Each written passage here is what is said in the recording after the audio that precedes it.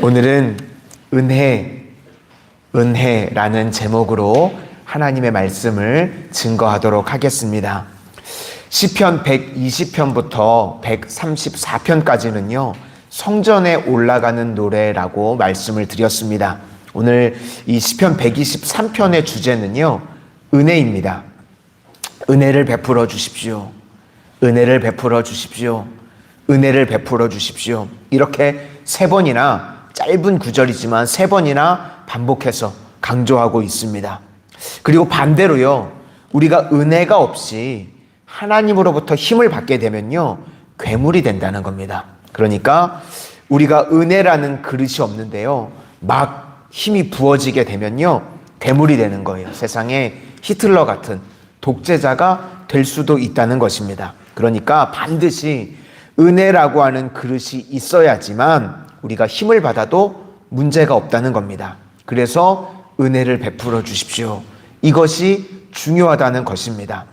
상황은 지금 어떤 상황이냐면, 힘 있는 자가요, 이 돈 있는 사람들이요, 막 무시하고 멸시하는 상황입니다. 그러면 어떤 일이 벌어지냐면, 우리 마음 가운데요, 상함이 있습니다.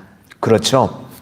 마음이 상하고 영혼이 상하게 됩니다. 인간은요, 영적인 존재입니다. 그래서 마음이 상하고 영혼이 상하게 되면 육신적으로도요, 병이 들게 됩니다. 그래서 막 무너지게 되는데 지금 그런 상황이라는 것입니다. 우리 4절을 한번 먼저 보시겠습니다. 4절입니다. 시작.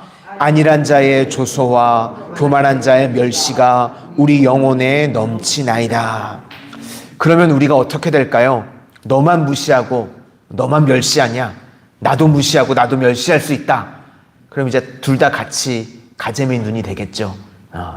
그렇게 되면 안 되고, 우리는 그때 하늘을 바라보고 주님을 바라봐야 한다는 것입니다.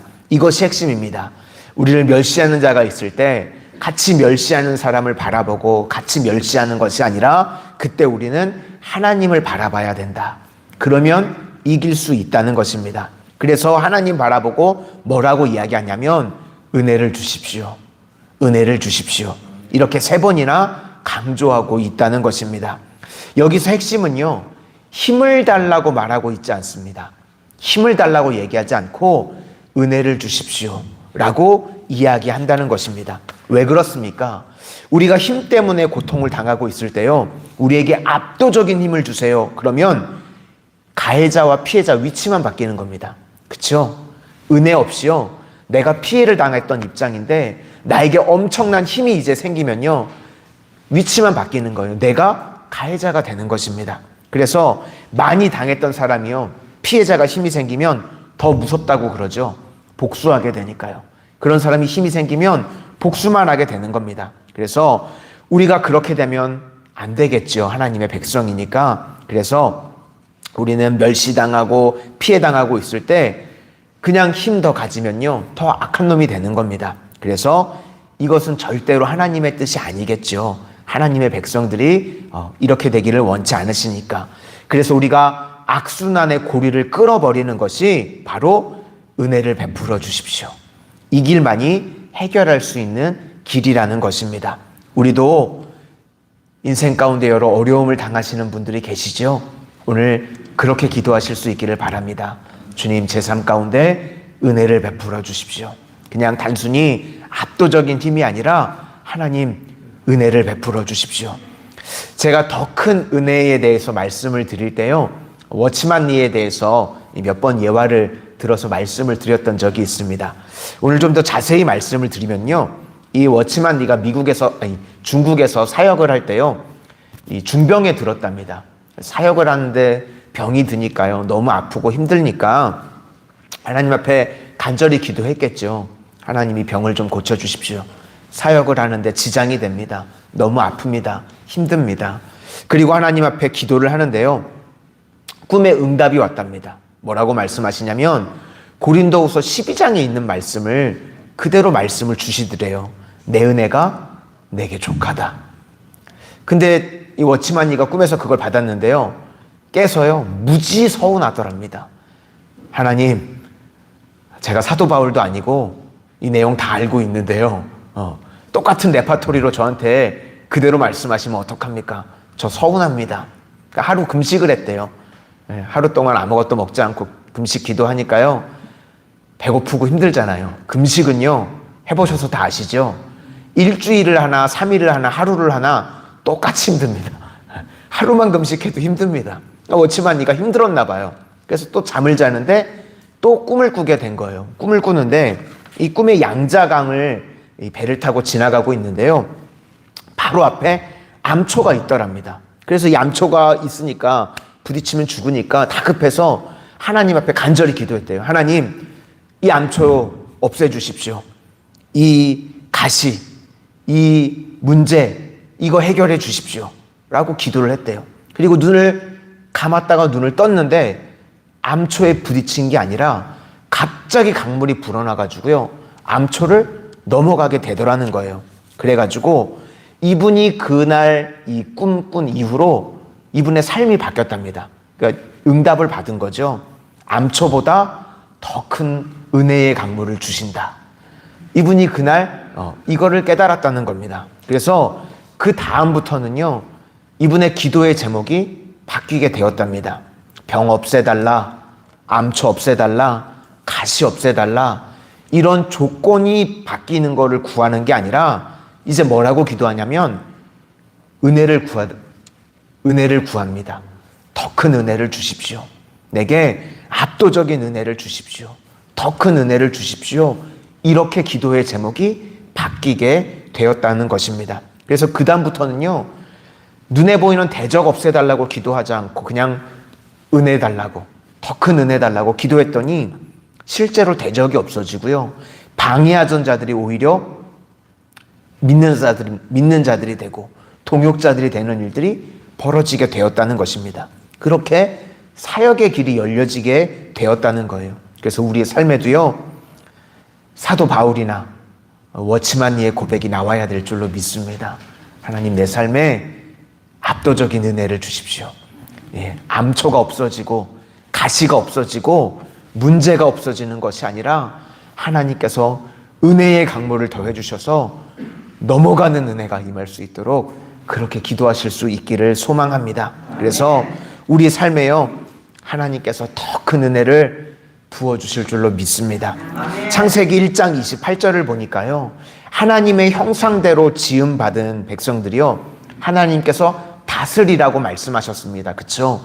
이 땅을 다스리라고 하셨는데 다스리기 이전에 뭐라고 우리에게 말씀하시냐면 복을 주시고, 우리가 이 땅을 다스리는데 다스리기 전에 우리에게 뭐라고 말씀하셨냐면 복을 주신다는 거예요. 그러니까 구약에서는 복이라고 말씀을 드렸고 이걸 똑같이 신약에서는 은혜입니다. 이 땅을 우리가 다스리며 살아야 되는데 복 없이, 은혜 없이 살면 안 되겠죠. 하나님께서 먼저 우리에게 무엇을 주셔야 되냐면 은혜 부어주셔야 되는 겁니다. 복을 부어주셔야 되는 거예요. 그렇게 압도적인 은혜와 압도적인 복이 있어서 그걸 가지고 우리가 세상 가운데서 다스리는 인생이 되어야 할 줄로 믿습니다. 우리 1절부터 3절까지 보시도록 하겠습니다. 1절부터 3절입니다. 시작. 하늘에 계시는 주여, 내가 눈을 들어 주께 향하나이다. 상전의 손을 바라보는 종들의 눈같이, 여주인의 손을 바라보는 여종의 눈같이 우리의 눈이 여호와 우리의 하나님을 바라보며 우리에게 은혜 베풀어 주시기를 기다리나이다. 여호와는 우리에게 은혜를 베푸시고 또 은혜를 베푸소서. 희망의 비가 우리 위에 넘치나이다.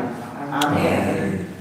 그러니까 멸시하고 무시하는 것 바라보는 것이 아니라 이 주인의 손, 여주인의 손이라는 것은요, 예민하게 본다는 겁니다. 그러니까 주인 되시는 주님께서 하시면 됩니다 라는 고백입니다. 그래서 은혜가 없이 우리에게 힘이 생기면 우리도 괴물이 되는 겁니다. 실제로 이 은혜는 뭔지도 모르고 피해자가요, 이 세속적인 힘만 생기면요, 막 눈이 충혈되고 이 상식에도 없는 말 막 하고 그렇게 되는 거 우리가 많이 보게 되죠. 그래서 그런 사람들을 보면 실망하게 됩니다. 왜 그러는가 하면 은혜가 없이 힘이 부어져서 괴물이 되기 때문에 그렇다는 것입니다. 요셉도요, 상처가 많은 사람입니다. 그렇죠? 형들에게 피를 나눈 형제들에게 버림을 받게 되고 보디발 장군의 집에서 말도 안 되는 모함을 받아서 감옥에까지 가게 되고 그래서 그냥 그의 삶만 보면요 삐뚤어질 수 있는 잘못 나갈 수 있는 그런 인생이거든요. 그러니까 그랬던 인물이 힘이 부어졌습니다. 그럼 괴물이 될 수 있잖아요. 복수 너 저 같았으면 보디발 장군의 집부터 갔어야 될 것 같거든요. 그러면 좀 통쾌하고 그래야 될 것 같은데 그런 내용이 없어요. 왜 그럴까요?